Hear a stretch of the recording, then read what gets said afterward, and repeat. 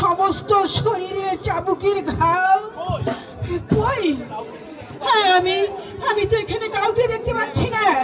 কি হলো মা, তুমি এসব কি বলছো মা?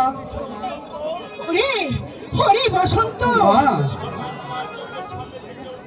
হঠাৎ হঠাৎ আমার চোখের সামনে ভেসে উঠল এক করুণ দৃশ্য।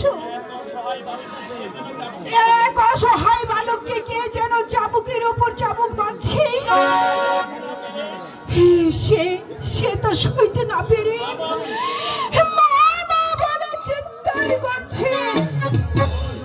কই আমি আমি তো এখানে কাউকে দেখতে পাচ্ছি না। তাহলে তাহলে কি আমি স্বপ্ন দেখলাম? স্বপ্ন নয় মা, স্বপ্ন নয়।